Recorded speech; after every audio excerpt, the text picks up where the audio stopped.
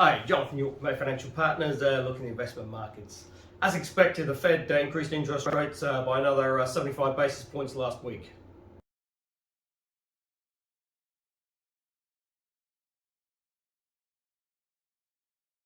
That takes the target range now to 2.25 to 2.5. But really, more importantly, the Fed now came out and rather than giving guidance on where they think sort of rates will be, they're going to approach it on a sort of meeting by meeting basis.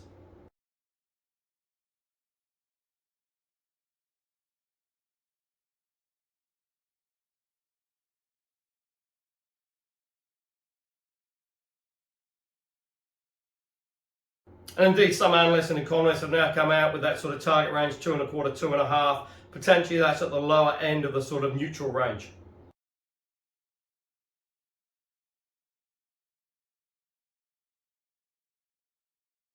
And certainly the market seemed to like it. The Fed's been pretty aggressive in the last sort of 3 to 4 meetings in terms of sort of fighting inflation. And, the market really did seem to like what they were hearing.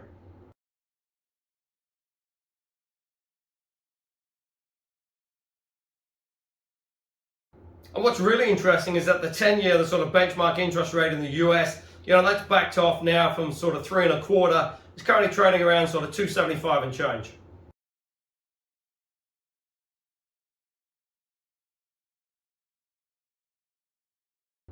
Now that together with the earnings reports that have been coming through that on the whole have been sort of slightly better than anticipated, but then really had been marked down pretty aggressively after the last round of earnings, and sort of guidance was a little bit on the sort of poor side. But the latest round coming through here have really been pretty attractive.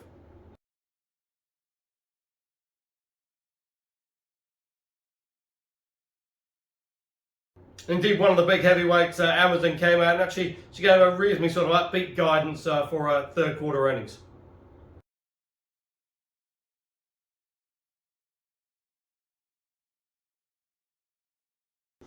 So, it's really pretty tough because, the US economy certainly has slowed down and, potentially, technically it is in a recession after the sort of two contractions.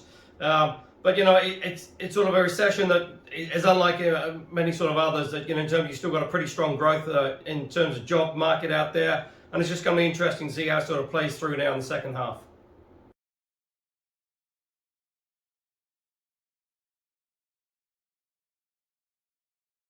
Because certainly in equities in July, we're pretty sort of supportive and did recover quite a bit of sort of lost ground. S&P was up around sort of 9%, Nasdaq was up around 12%.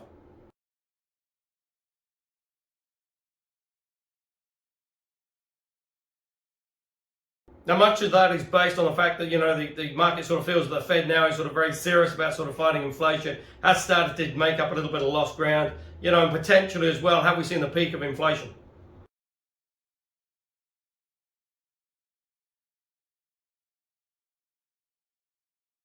Because certainly if you look at oil over the last sort of 3 to 4 weeks is down nearly 25%.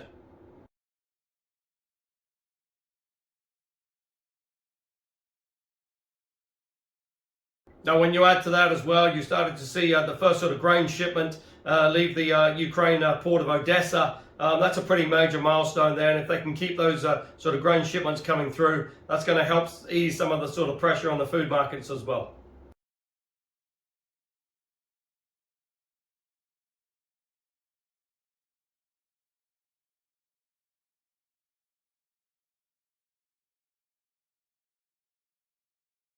Well, obviously, there's still plenty of things to worry about out there. You still got COVID. You still got the Ukraine-Russian war, and now as well, potentially sort of ratcheted up and sort of tensions between China and the US after Speaker Nancy Pelosi landed in Taiwan.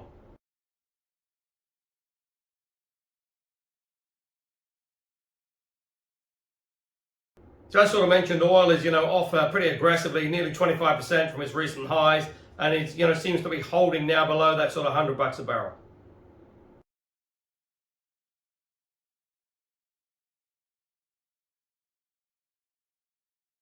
Now, certainly UK shares had a pretty good month in July as well. FTSE was up around sort of 7%.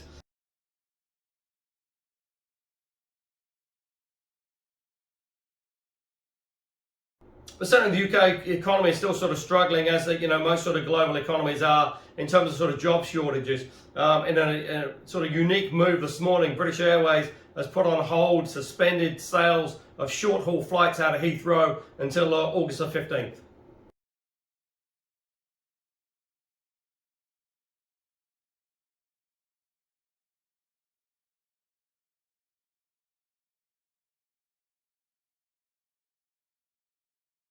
And that's really because although they can sell the tickets, several times over, they just haven't got the staff in terms of flying the planes and looking after the planes, but also the ground crew as well.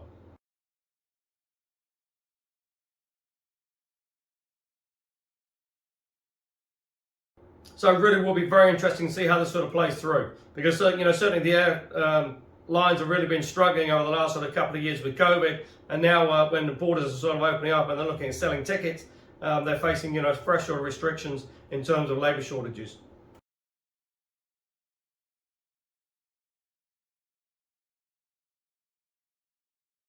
And the EU, a bit of surprise on the GDP growth there. That was plus 0.7. The market was looking for around plus 0.01.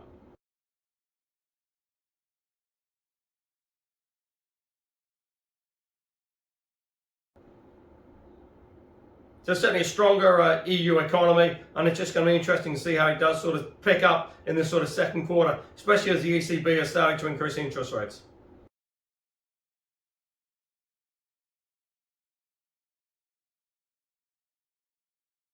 But again, that growth, a lot of that growth is being driven by the fact you're actually starting to see tourists traveling to these countries now and spending money.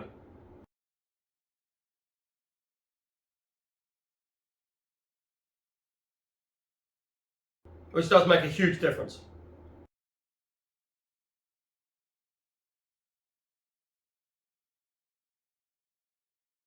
Now in Australia, the RBA's put up the cash rate now to 1.85.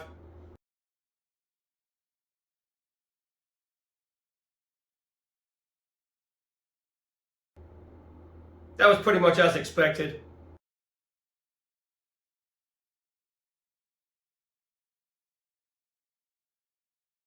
Aussie equities had a pretty reasonable July. The ASX was up 5.7%.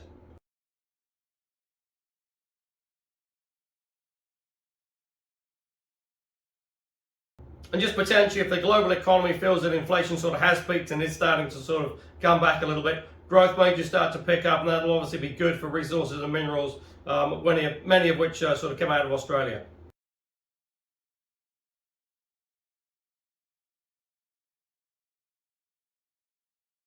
Now here in New Zealand, widely expected that the Reserve Bank will increase the OCR to 3% at its next meeting.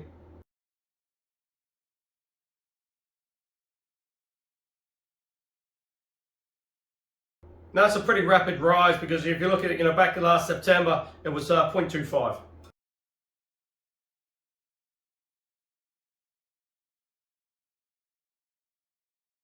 That's obviously having a pretty major impact on the housing market. Certainly house prices are still falling, and really it's just going to be interesting to see if it does start to sort of bottom out anytime soon.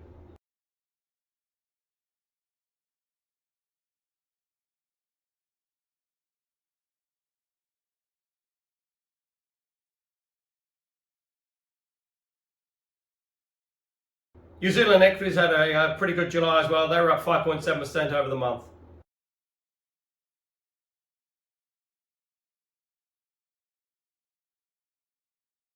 And with the international borders now fully open here in New Zealand as well, it's just going to be interesting to see what sort of pickup we start to see in tourist numbers. Not so much coming from Australia. They've been sort of reasonably sort of buoyant over the last sort of couple of weeks because the border opened up a little bit sooner for them.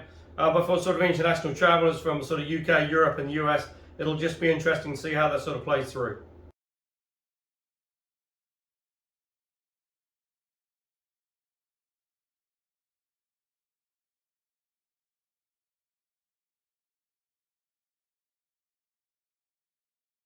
Because certainly, as we've seen from the EU economy, once you do start to get tourists coming through, it does have a major impact on the economy.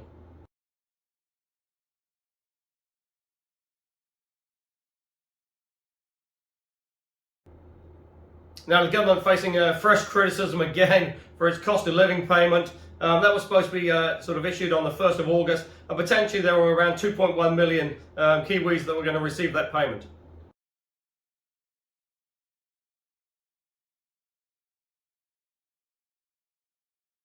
And that comes out from IRD, which were administrating the payment. Only 1.32 million have received the cost of living payments.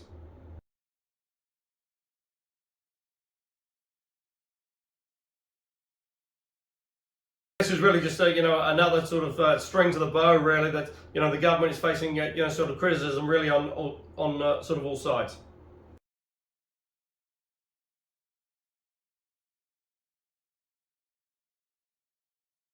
And with the election now only around 15 months away, it's starting to get a little bit sort of critical, and it's just going to be very interesting to see how it sort of plays through over the next sort of 6 to 9 months.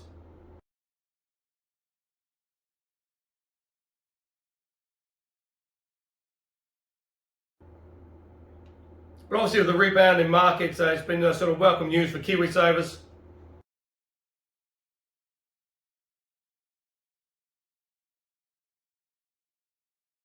And if you are looking for income options, there's plenty of alternatives available out there. And go to the website www.bayfinancialpartners.co.nz for lots of interesting articles, and we look forward to speaking to you soon.